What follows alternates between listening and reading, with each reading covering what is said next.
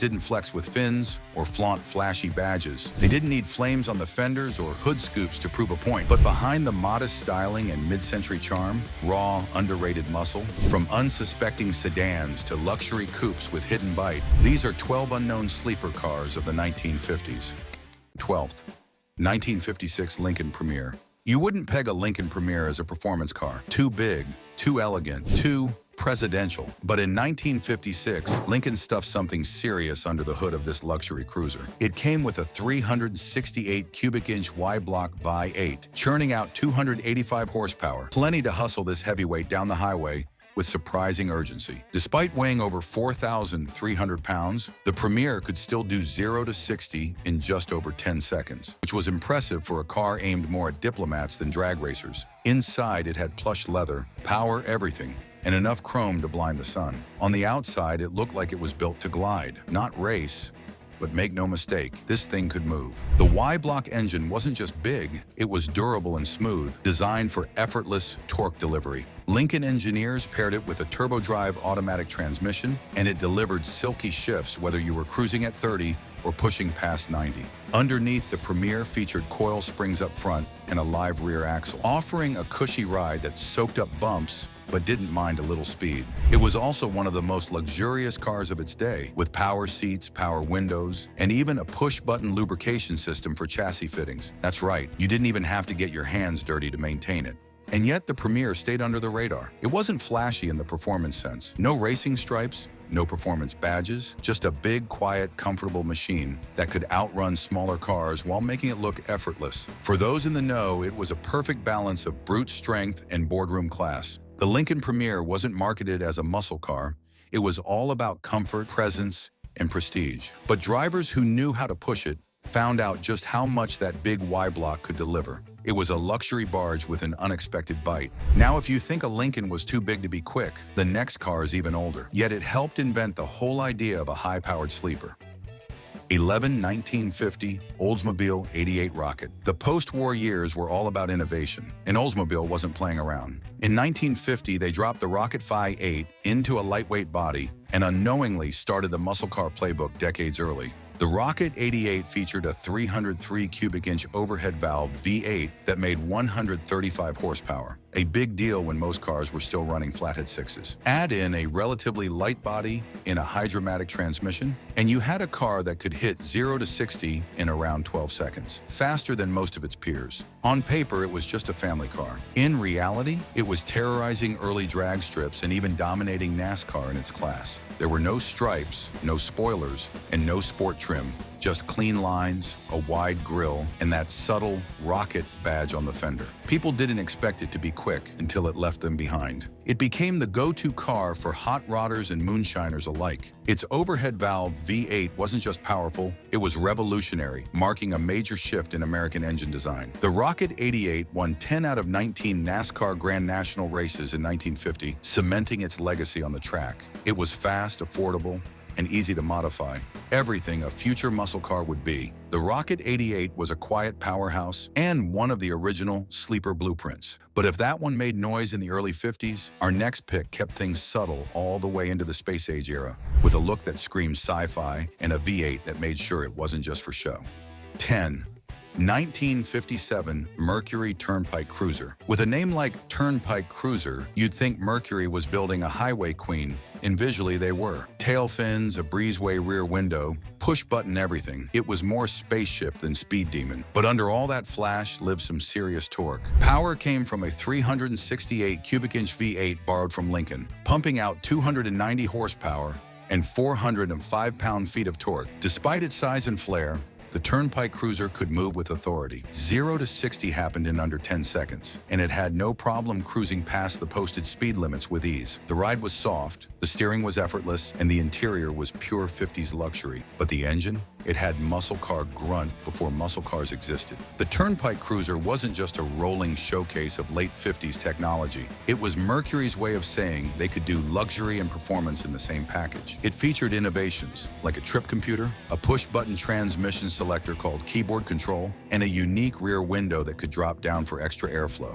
Even the steering wheel was space-age, a deep dish design with a clear plastic center. It felt like something out of the Jetsons, but it didn't just look the part. It had the guts to back it up. Its long wheelbase and wide stance made it stable at speed, and on open highways, it could float along at 80 miles per hour without breaking a sweat. What's wild is that most people never explored its performance potential. They were too busy admiring the gadgets and trim. But for the few who did, the payoff was clear. Most buyers saw the Turnpike Cruiser as a status symbol, not a street weapon. But in the right hands, it was both. And thanks to its rarity today, most people forget just how potent it really was. All that chrome might distract you, but the power was always there. And speaking of power hiding in plain sight, the next car on the list looked like a mild-mannered Buick, but had the heart of a hot rod.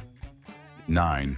1959 Pontiac Catalina with Tri-Power 389. In 1959, the Catalina wasn't a flashy coupe or a hot rod halo car. It was a full-size Pontiac that blended into suburban driveways. But Pontiac had something cooking under the hood that most folks never saw coming. Hidden beneath that clean, chrome-heavy design was the optional 389 cubic inch V8 equipped with Tri-Power, 3 two-barrel carburetors, pushing out up to 345 horsepower. That's the same setup that would later make the GTO famous, but here, it was tucked quietly into a big-bodied family car.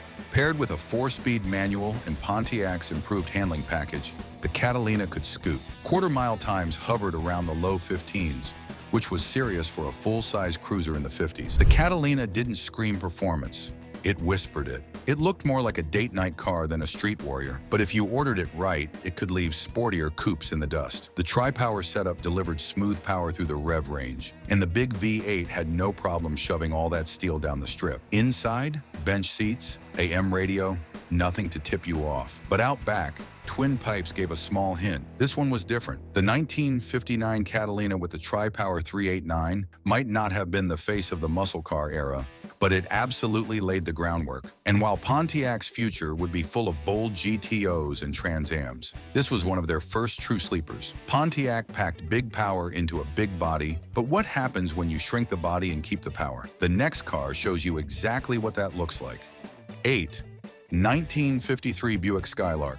They called it the banker's hot rod, and once you look at the numbers, it's easy to see why. The 1953 Buick Skylark combined Buick's smallest, lightest body with its biggest, most powerful engine, and the result was way quicker than anyone expected. Under the hood sat a 322 cubic inch nail-head V8, making 188 horsepower, huge for the time. It was the same engine found in the larger Roadmaster, but dropped into the shorter, lighter special body. That combo gave the Century strong acceleration and a top speed approaching 110 miles per hour, numbers more in line with sports cars than mid-range American cruisers. The look?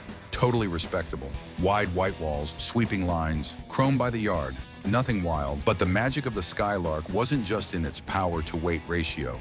That nailhead V8 earned its name from its unusually small valves and vertical orientation, which gave it a narrow profile and allowed for better torque at low RPMs. In real-world terms, it launched hard and didn't let up. The Dynaflow automatic transmission it came with wasn't a performance gearbox by any means, but it was smooth and strong, and when paired with that engine, it created a luxury car that could hustle. Buick didn't sell the Skylark as a performance car, but police departments took notice, using it as an interceptor thanks to its surprising speed. Highway patrol units across the country adopted it for high-speed chases, making it one of the earliest examples of law enforcement leveraging an undercover sleeper for street duty. Meanwhile, hot rodders started catching on too. The Century's engine was a popular choice at the drag strip, and many found their way into custom builds and early race cars. Regular buyers just thought they were getting a stylish, mid-level Buick. What they got was one of the fastest American cars of the early 1950s. It was stealthy, capable, and smooth. Everything a sleeper should be. The Skylark was classy and quick. No stripes, no badges, no gimmicks. Just old-school torque, a quick revving V8, and an attitude that said, "Try me." But while the Buick Century played the speed game with class, the next car went full undercover, looking like a company fleet car, but built to chase down just about anything. 7. 1957 Ford Custom 331 Police Interceptor. To most people in 1957, the Ford Custom 300 was about as plain as it got. Fleet car, taxi, stripped-down sedan. But Ford quietly offered an option that turned this budget-friendly commuter into a full-blown pursuit vehicle. Enter the 312 cubic inch Y-block Police Interceptor V8, good for up to 300 horsepower when properly equipped. Add a 4-barrel carburetor, dual exhaust, and heavy-duty cooling, and you had a legitimate sleeper on your hands. While most buyers never touched the Interceptor package, savvy police departments and hot rodders in the know sure did. The Custom 300's lightweight body meant it could take full advantage of the V8 grunt, hitting 60 in under 9 seconds, a serious number for the time. The best part? It looked like any other basic Ford on the road. No chrome fins, no aggressive stance, just a simple sedan with a whole lot of attitude hidden underneath. It was perfect for catching speeders or becoming one. What made the Police Interceptor package special was how it repurposed Ford's racing experience for real-world enforcement. The engine had beefed up internals, better ignition, improved lubrication, and was often paired with a heavy-duty 3-speed manual or Ford-O-Matic automatic. And for police use, it wasn't uncommon to see upgraded suspension, brakes, and even calibrated speedometers that could track fleeing vehicles at 120 plus miles per hour. That meant these cars were not just fast, they were engineered for high-speed endurance. Civilian buyers could technically order the same setup, though very few did. Most people saw the Custom 300 as a bargain car, not a barnstormer. But for those who ticked the right boxes, they ended up with one of the most underrated street sleepers of the 50s. It was the kind of car that could pull double duty, drop the kids off at school, then take down a Corvette at the next light. Today, these Interceptor-spec Fords are rare survivors, but back in the day, they were the definition of stealth. No one suspected them until it was too late. And if you thought a fleet sedan was sneaky, just wait. The next car is a NASCAR champ that hid its power behind smooth lines and humble looks. 6. 1954 Hudson Hornet Special. In the early 1950s, the Hudson Hornet made its name on the NASCAR circuit, but by 1954, the special trim quietly pushed that performance even further. And unless you knew what to look for, you'd never suspect what this smooth cruiser could really do. The Hornet Special came equipped with Hudson's famous 308 cubic inch inline six, already a powerhouse. But in this version, it was tuned with twin-H power carburetors and optional high-compression upgrades. The result? Around 170 to 210 horsepower, which was monstrous for a flathead 6. Combine that with Hudson's unique step-down chassis design, giving the car a lower center of gravity and tighter handling, and you had a machine built to dominate both the track and the streets. Visually, the Special was as low-key as they come. It looked more like a Sunday driver than a speed freak. Smooth curves, modest trim, a plush ride. But under that calm exterior was a NASCAR-proven platform capable of running with V8-powered competition. And thanks to its balance and torque-rich engine, it held its own well into the V8 era. The Hornet Special wasn't built to show off. It was built to win, and when it did, it's a sleeper in every sense of the word, hiding hard-earned racing credibility in a gentleman's body. The Hornet had history on its side. But next up, Dodge took that same quiet power approach and cranked it up with a factory-built full-size sleeper that packs serious punch. All right, folks, we're getting into the heavy hitters now. If you've made it this far, you're clearly all about the hidden gems. Don't forget to hit that subscribe button. We've still got some monsters waiting to be uncovered. 5. 1958 Dodge D500.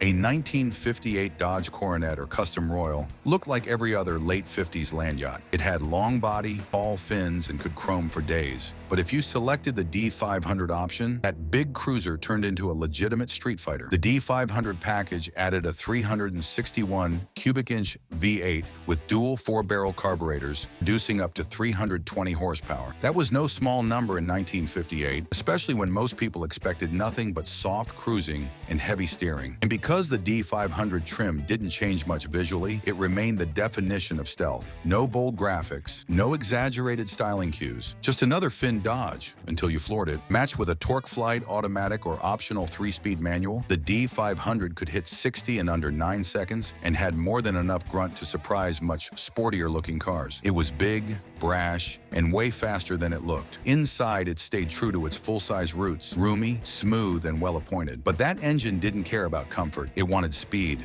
The D500 wasn't just a high-performance trim, it was Dodge's answer to NASCAR dominance. That same drivetrain was used in competition, and the street version benefited from race-bred engineering. Some variants, like the D500-1, even pushed power closer to 340 horsepower thanks to high-lift cams and improved intake manifolds. Dodge didn't promote these aggressively. They let the cars do the talking on the track and the street. Buyers could equip their D500s with heavy-duty brakes, upgraded suspension, and performance rear axle ratios, making them more than just fast in a straight line. And since it was available on several body styles, including sedans and convertibles, you could customize your sleeper to taste. The D500 didn't just add horsepower, it added identity. Dodge quietly handed performance to everyday drivers, and those who picked the right options ended up with a true 50s sleeper. A chromed-out family car that could embarrass the competition? Yes, please. But if the D500 was all about hidden horsepower, the next car was something different. A two-tone coupe with fins, class, and a Hemi lurking underneath.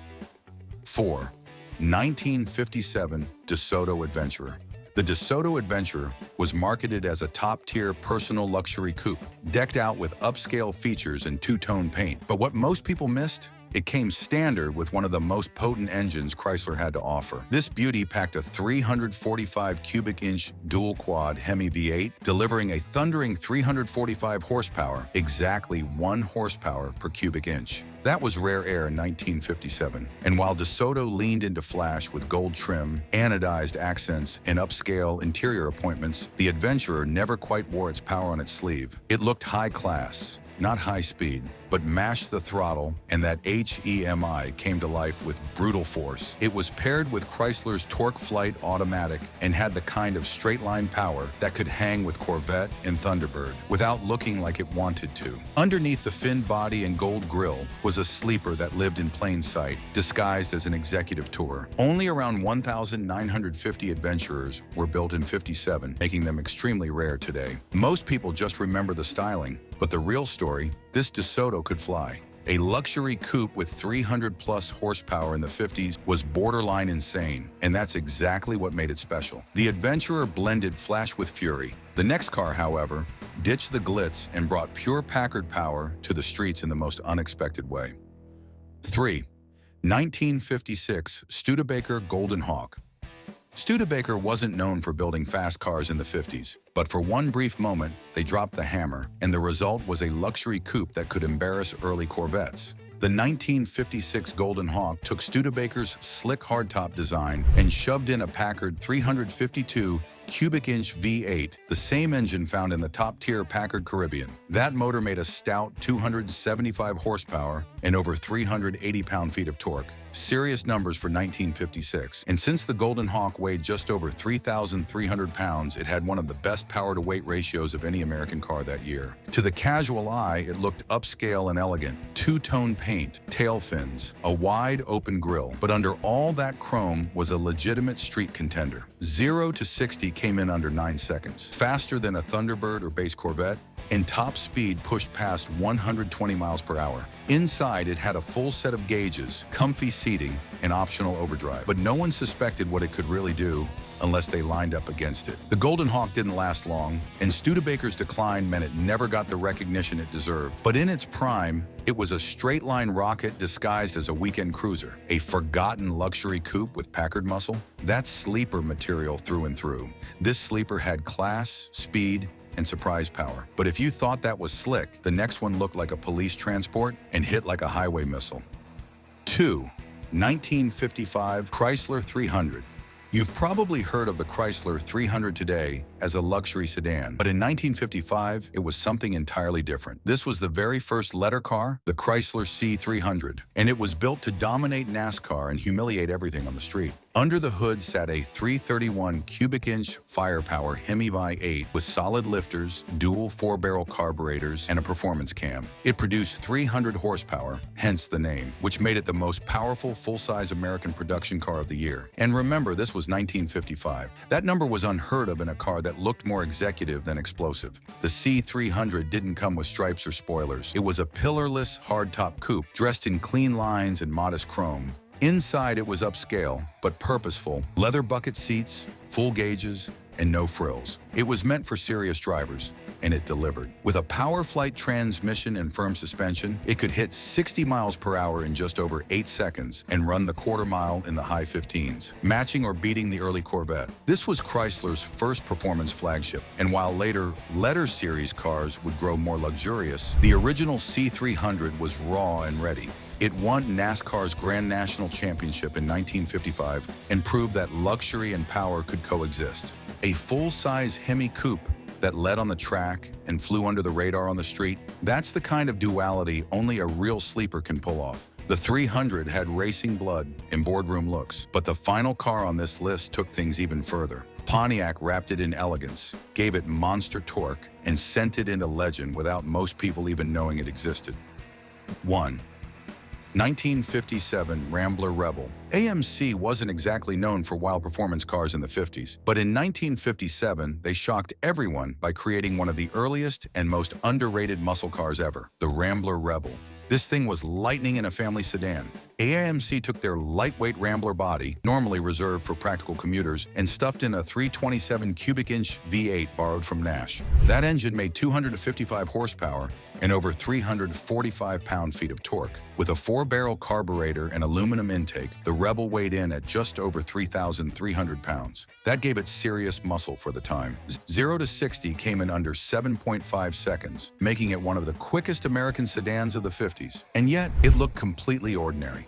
No scoops, no flares, just a clean, conservative 4-door that looked like something your high school principal might drive. But anyone who tried to pass it learned fast. That badge said Rambler, but the performance said something else entirely. AMC didn't have the marketing firepower of the Big Three, and the Rebel only lasted 1 year in its original form. But it left a lasting mark. It proved that you didn't need flash to go fast. You just needed the right engine, the right weight, and the right attitude. The 1957 Rambler Rebel wasn't just ahead of its time. It helped define the sleeper formula decades before the term became popular. It was quiet, it was quick, and it was everything a sleeper should be. Now, before we wrap this up, there's one last sleeper I just have to mention. This thing has more torque than a Corvette, but looked like something your grandpa would drive to the grocery store. It's the ultimate undercover muscle car, and almost nobody remembers it. Trust me, you won't want to miss this one. Bonus: 1959 Rambler American with 327 V8 dealer swap or AMC mod. At first glance, the 1959 Rambler American looked like a practical economy car. It was compact, conservative, and built to be affordable, something your grandpa might drive to the post office and back. But in the hands of the right dealer or the right hot rodder, it turned into an absolute menace. AMC didn't officially offer a factory V8 in the 59 American, but performance-minded dealers and enthusiasts found a way around that. They swapped in AMC's 327 cubic inch V8, a blocky, torque-heavy motor that made between 255 and 270 horsepower, depending on the setup. Now drop that into a car that weighed just over 2,600 pounds, and you've got a recipe for chaos. The result? A tiny, under-the-radar coupe that could keep up with or even beat full-size muscle machines. It didn't have badges, it didn't have bragging rights, but it had big power in a small shell, and that's what made it dangerous. Most people never knew this combo existed. It wasn't advertised. It wasn't mass-produced. It was a backroom secret, often built for drag strips or underground match racing. Today, finding one is nearly impossible, but legends of V8 swapped Ramblers still float around gearhead circles. The 1959 Rambler American with a 327 V8 was the ultimate cheat code. A grandma car on the outside, a street brawler underneath. It's the kind of sleeper you'd never see coming, and exactly the kind of forgotten monster that earned its place on this list.